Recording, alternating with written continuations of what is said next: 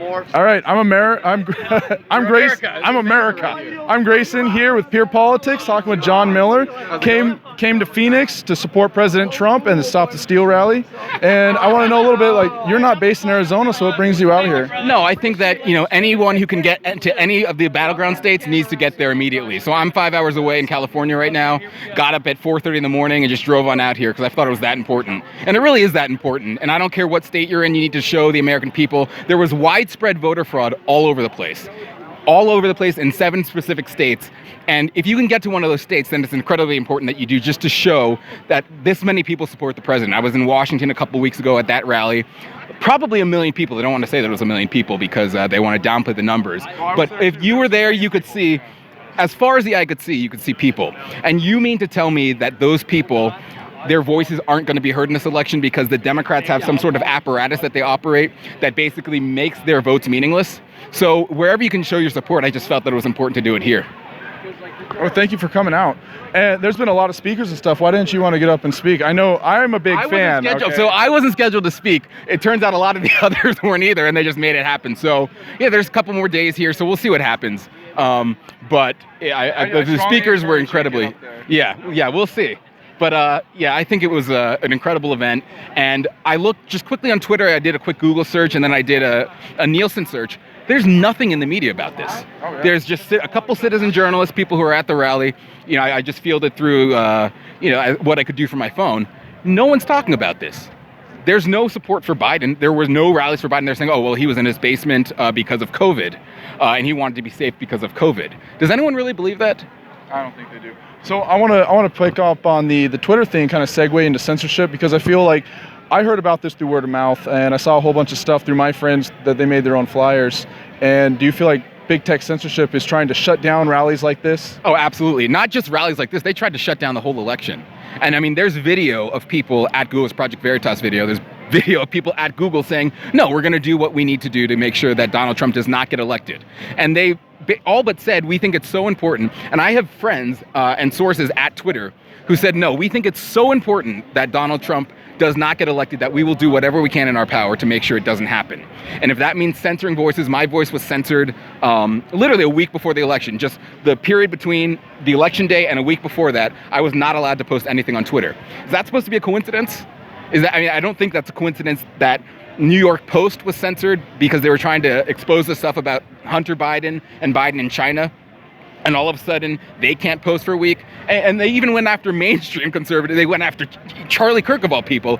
They blocked his account. And they basically blocked anyone who was effective in getting Trump's message out. So they were complicit, along with the media. And now we no longer have certain figures in the media who we can rely on. We're working against big tech, we're working against the media, we're working against the democratic machine, we're working against basically everything, and everyone is working against our favor, and the only people we have on our side are the people themselves. And I absolutely think big tech played a huge role because that's where we get our information, that's where we get our news. They are basically the gatekeepers for news. They are the gatekeepers for information, and if they are keeping information from people, then that's a huge issue. Yeah. And so I really I think that they played a huge role, and I think we underestimated the power and the lengths that Democrats are willing to go. No one thought that they'd be ripping up ballots. No one thought they'd be saying, oh, just give me your ballot and then marking Biden. No one thought that they would be going to the machines and literally changing votes. No one thought they'd be going to machines and you put in your vote for Trump and it doesn't register. And that was happening, according to the Edison report, to the tune of about 3 million votes nationwide. Yeah, I think it was more than that. It might be more than that now. But, I think it was 3 million votes. They just dropped Trump. In Pennsylvania alone, it was 244,000 votes just switched from Trump to Biden. We're supposed to accept that as a legitimate election. And it's investigation. Absolutely. All right. So with this crowd and the energy, do you feel like that this shows that there's a lot of support for President Trump that they want to hide from us? Because you were in D.C., you saw that energy that was out there. And then here, there's a lot of people here and a lot of good energy. So what's your opinion on Absolutely. That? I watch CNN and MSNBC just to kind of keep up with what they're saying. They did not make any mention. They might have made one small mention. Thousands of gatherers gathered in Washington, D.C. today to support the president. Next story. And not only was it probably 1 million voters who came to Washington, D.C. to support the president. It was millions of peaceful voters who were being attacked by their peons, by their people, the Antifa crowds, the BLM people, literally running after Trump supporters with sticks, beating them to the ground. And there's no mention of that. And instead they mention, and they spent months starting in, I think it was April or March, whenever they marched to the Capitol with their rifles. And that was, these are domestic terrorists, yada, yada, yada. They're going after the Proud Boys as domestic terrorists. No coverage of the actual domestic terrorists who are BLM. And no mention of the fact that DC is still boarded up.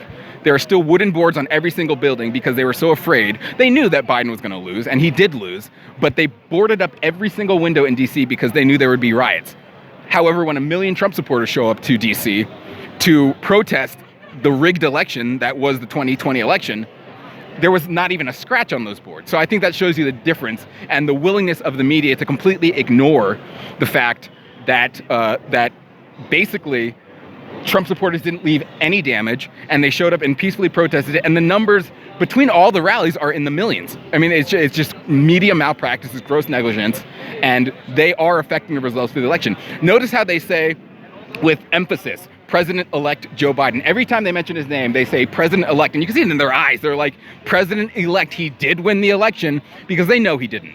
They know he didn't, and even if the voter fraud is not enough, which is what they're saying. It started with there's no voter fraud whatsoever. Then it turned into, well, there's not enough voter fraud to sway the election. They're still saying that there's no voter fraud on some stations, by the way. So I think they know. I think they're worried. And I think that's why they're making such an emphasis of saying over and over again that Biden did indeed win the election. All right, so we won though, and we are going to win because a lot of this energy out here, we're not going to let them get away with the steal. No. We're going to expose the fraud. And the funny thing is, all the people who are sitting at home, I got up at the crack of dawn, all the people who are sitting at home saying, well, Trump lost and we have to concede. We're not the left. We're not them. When they win, first of all, they didn't win. But they say when they win, we have to accept it because that's the way our democracy works. Not a democracy, by the way. It's a republic. That's the way our democracy works, and we want to be bigger than them.